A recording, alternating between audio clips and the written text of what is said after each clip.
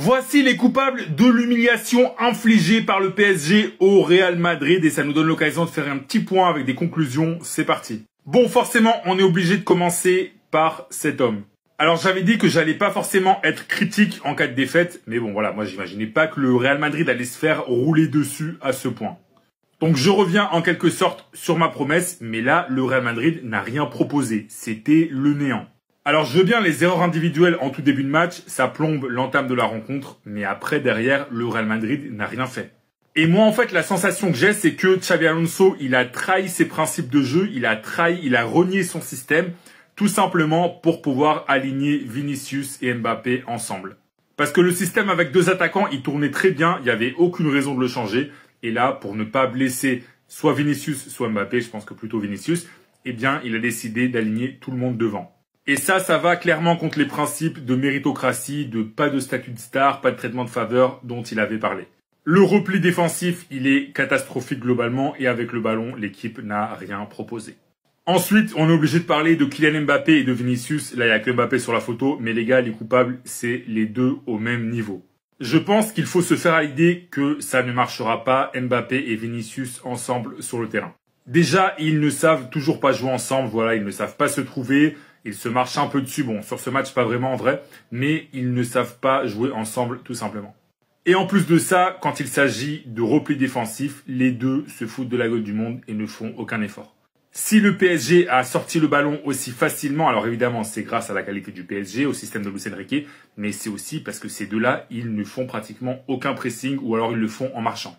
Et pour finir, bon, on est quand même obligé de parler de Rudiger et d'Asensio. Franchement, ces deux-là, très très mauvais ce soir.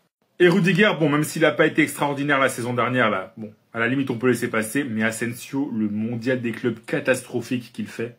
Et là, franchement, je pense que le Real Madrid a besoin d'un défenseur central. Alors, ça dépendra aussi si Xabi Alonso joue avec 3 joueurs derrière ou avec 2 joueurs derrière.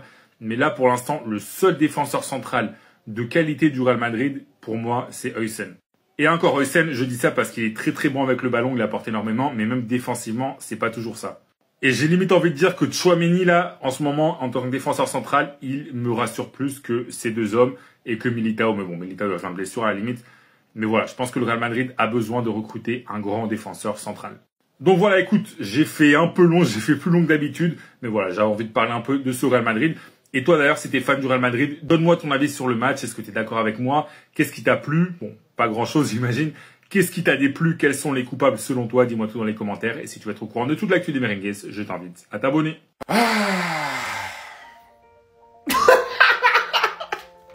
Les supporters du Real, ils disaient quoi juste avant le match? On n'a pas peur du PSG. Ah ouais, vous avez pas peur du PSG, ouais. Stop, fin du game, on va parler objectif. Ils ont terminé tout le monde. Ils ont battu tout le monde. Ils vont en finale contre Chelsea. Cette Coupe du Monde des clubs, ils vont aller la gagner haut la main. Cette année, c'est la meilleure équipe du PSG que j'ai vue de toute l'histoire du club. Voilà, c'est simple. Il y a eu énormément de grosses équipes. Il y a eu l'époque Zlatan, Matuidi, tout ça. Il y a eu l'époque Neymar, Mbappé. Et ben maintenant, il y a l'époque Ousmane Dembélé, Hakimi, Mendes, Vitinha. Voilà, c'est trop. Regardez seulement comment Tonton Pérez a fini. Je l'ai jamais vu comme ça de toute ma vie. Le mec, il enchaîne Champions League sous Champions League. Aujourd'hui, s'est fait humilier. Dans cette équipe, il y a une détermination et une motivation qui s'est installée. C'est un truc de malade. Comparé aux précédentes années où tu sentais vraiment le PSG dans les gros matchs fébriles, ils avaient peur. Tu sentais qu'ils avaient aucune expérience. Là, t'as l'impression que cette équipe a peur de personne. Et c'est le cas de le dire, ils ont peur de personne. Tous les joueurs, ils ont une relation parfaite. Il y a tout le monde qui s'entend bien. Personne n'est au-dessus de personne. Même si au sein du club, joueurs, staff, président, tout le monde, coach, tout le monde parle d'Ousmane Dembélé comme un ballon d'or, il se sent pas au-dessus des autres. Tu sens que le PSG cette année, c'est un collectif. La première mi-temps qu'ils ont plié aujourd'hui, je vous jure les gars, je vais m'en rappeler pendant 10-15 ans. Cette année, ils ont totalement tout pris en assumant du début à la fin, en écrasant leur adversaire. Bravo à vous. Les supporters du PSG, venez me mettre un bouillon. J'accepte. Ok. Vous êtes la meilleure équipe du monde. Je le savais déjà avant le match, mais je reste supporter du Real, donc je n'allais pas dire qu'on allait se faire humilier. Tout simplement. Voilà. Est-ce que c'est un crime en vrai? Sur ce match, on savait que le PSG partait un peu devant, mais que le Real soit aussi catastrophique dans les attitudes, ça je m'y attendais pas. Donc bon, le score est totalement mérité, ça, rien à dire. Enfin bref, je parlerai du Real plus tard, mais bref, tout ça pour dire que ouais, les supporters du PSG, oui j'ai parlé, etc. C'est pas grave, venez mettre ma sauce, allez, venez commenter, etc. J'accepte. On s'en fout. On s'en fout. Il y a des équipes qui n'ont même pas participé. Il y a des équipes qui ont été éliminées à la phase de groupe. Non, nous, on est là jusqu'à la demi-finale. Et ce n'est pas n'importe qui nous a éliminés. Il faut reconnaître, c'est les PSG, les gars.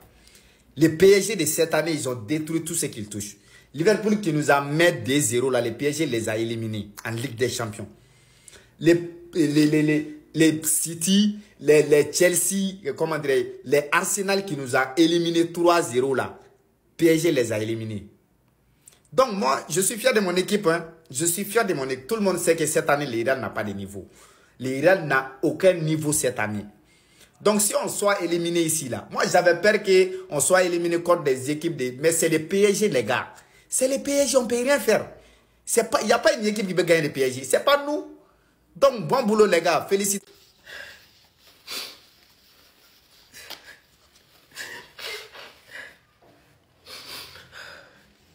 Mais tu t'attendais déjà à quoi? Famille, tu m'as reconnu, c'est Renan Totti. Tu t'attendais déjà à quoi? Tu t'attendais à quoi? Que le Real vienne battre le PSG?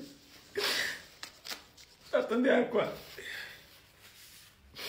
Ah, mais toi, il transpire. Comme de la chauve. Tu t'attendais à quoi?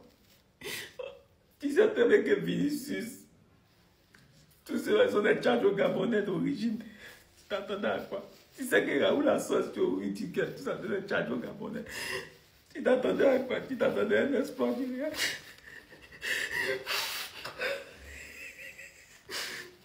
Ah, maintenant, t'es Barcelone, c'est qui? Tu t'attendais à quoi? Tu t'attendais à quoi, Renato?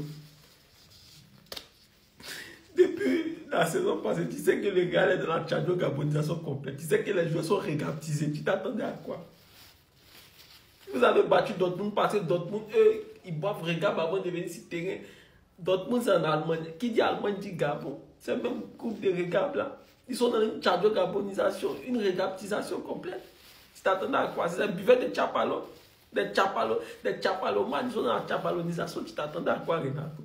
C'est comme ça les Real.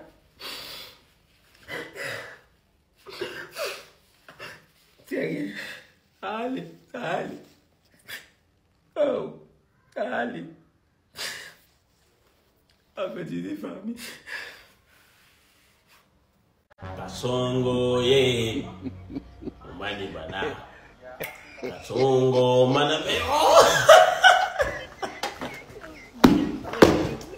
Non, non, moi je suis singulier devant le Paris.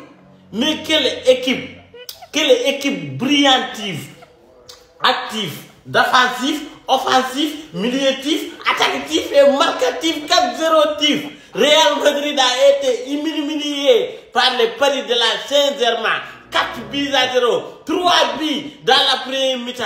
Donc Real et Inter Miami, vous êtes au même niveau. Vous êtes au même niveau. 4-0 contre Miami, 4-0 contre Real Madrid. Kylian Mbappé. Les gens qui disent Kylian Mbappé va climatiser le Paris. Où est le climatisme? Oubliez votre gaz de la frigo est fini.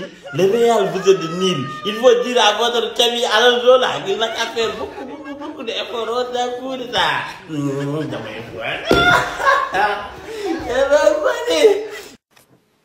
Alors écoutez-moi bien, ça va être très simple, il va y avoir aucun montage. Aucun montage, je prends la vidéo, là je filme et je me lâche. Défaite 4-0 du Real Madrid contre le PSG. Le Real Madrid est éliminé. Depuis un long moment, je le dis et je le redis, je ne veux pas affronter ce PSG. J'espère qu'on ne tombera pas contre ce PSG. On est tombé contre le PSG, on s'est mangé un 4-0 et ça aurait pu être 5-0, 6-0, ça aurait été la même. C'est clair, net, précis. C'est plus le même étage, c'est plus le même niveau, c'est plus le même football. Vous savez, moi, ce qui me touche, ça dépasse ce qui m'énerve, ça me touche. Le Real Madrid a perdu l'honneur d'être le Real Madrid, en fait. C'est ça, moi, qui me choque, en fait. C'est ça, moi, qui me rend ouf. Cette année, tu t'es pris des roustes par tout le monde. Liverpool, ils sont venus, tu t'es fait taper. Chaque gros match, tu t'es fait taper. Tartiner la tronche. Humilié. T'es le Real Madrid, Arsenal, ils arrivent, ils te tapent. Franchement, l'Atlético, ça... T'as lutté contre l'Atlético, que tout le monde peut taper dernièrement. Et là, tu joues Paris, la meilleure équipe du monde. Moi, ce qui me rend fou, c'est que, et je vous l'avais dit, en fait, Pacho, Hixen, est-ce qu'une seule personne peut évoquer l'absence de Pacho côté Paris? Non. Pourquoi? Parce que Paris ne dépend pas. Paris ne dépend pas pour créer quelque chose, pour avoir des piliers sur chaque ligne et instaurer la même chose qu'ils auraient instauré s'il y avait ou s'il n'y avait pas un joueur. C'est comme ça à Paris. Ce que Luis Enrique a construit, c'est monstrueux. Paris met plus d'énergie, plus de mental, plus de tactique, plus d'individualité. Paris a tout de plus que le Real aujourd'hui. Et on l'a vu dans le match. Dites-moi une seule chose que le Real a eu de plus ou a de plus que le PSG en ce moment. Il n'y a rien. Mais vous savez ce qui m'énerve avant tout? Xabi Alonso, hein, je le kiffe. Hein. On va lui laisser le temps. Hein. Mais il y a un truc qui m'énerve aujourd'hui, les gars. Vous pourrez aller sur mes réseaux. Hein. J'ai évoqué tout ça avant le match. Hein. Je vais même vous lire ce que j'ai dit avant le match. Déjà, on apprend qu'Alexander Arnold aussi possiblement raté le match. J'ai mis MDR, en gros, on aura un 11 de 2024. Je redoutais qu'on retrouve ce Real de 2024. Ce Real, entre guillemets, qui connaît la lose. Ce Real de loser, en fait, à ce moment-là. Vraiment dommage, j'aurais tellement voulu voir ce qu'on donne avec le même effectif des 5 derniers matchs, en prenant en compte l'idée aussi qu'on perdait Huysen, comme je vous le dis, qui est la pièce maîtresse, qui change le jeu, l'équipe entière, parce que même la compo n'est même plus la même avec ou sans lui. Ensuite, j'apprends la compo du match. Quand j'apprends la compo du match, j'ai mis, peut-être que j'exagère et que c'est moi qui me trompe. Tu vois, vraiment, je prends du recul, parce qu'à chaque fois que je dis un truc, les gens arrêtent de croire que, ok, bon, peut-être que j'exagère et que c'est moi qui me trompe, mais comment je déteste jouer avec des compos d'essais qu'on n'a jamais eu lors de nos plus gros matchs. Face à un club qui a les meilleurs automatismes du monde dans la difficulté, tu n'as plus de référence quand tu joues sans automatisme. Mais j'ai fini par dire, mais bon, je vais faire confiance à Xabi Alonso, quoi qu'il arrive. Il a eu la frousse. Mais pas la frousse du match. C'est qu'il n'a pas pris une décision forte aujourd'hui. Il veut pas jouer comme ça, Xabi Alonso. Je vous le dis, je vous le jure. Il ne veut pas jouer comme ça. Jamais de la vie, il veut te mettre Gonzalo, Vini, Mbappé. Jamais de la vie. Mais il n'a pas fait un choix entre Vini et Mbappé. Je précise entre Vini et Mbappé parce que pour lui, au vu de tout ce qui a été fait par Gonzalo, je suis sûr que Gonzalo, il ne voulait pas le toucher. Mais il n'a pas fait de choix entre Vini et Mbappé. Ça commence mal. Ça commence mal. Mais Vini Mbappé alors, va dans la logique des leaders, des tauliers. Les gars, ça va faire 2 ans qu'on n'a toujours pas compris une règle simple à Madrid. Je parle même avec des gens en interne. J'ai l'impression des fois qu'on me prend pour un fou. J'ai parlé, je dis mais les gars, on n'a pas compris qu'on ne gagne plus quand on joue à 3 attaquants au Real Madrid. On n'a pas assez travaillé cet état d'esprit où on n'a pas les joueurs de créativité nécessaires. On ne fait pas l'usage du ballon demandé quand tu joues avec 3 attaquants. Donc nous, on met des fois des joueurs parce qu'on se dit ah, on va les mettre et on demande à un 3e de ne pas faire un rôle offensif. Ça n'a aucun sens. Gonzalo a eu le rôle que Rodrigo a quand on joue à 3. On le met parce que c'est Rodrigo. Là, on l'a mis parce qu'on veut le garder en confiance. Mais on lui dit même pas jouer offensivement. Cette compo aujourd'hui n'a existé que dans un aspect où si ça se passe bien. Si ça se passe mal, c'est la cata. Mais on le sait. Ah, depuis Chelsea à l'époque où tu avais mis Vinicius à droite, les matchs où tu arrives et tu dis bon, plus gros match, et tu joues sans aucun automatisme parce que tu mets plein de choses nouvelles. Certains me disaient sur les réseaux, mais je me rends compte vraiment que en fait, les mecs ne connaissent pas le foot. Pas beaucoup en tout cas. Je vous dis la vérité, pas beaucoup.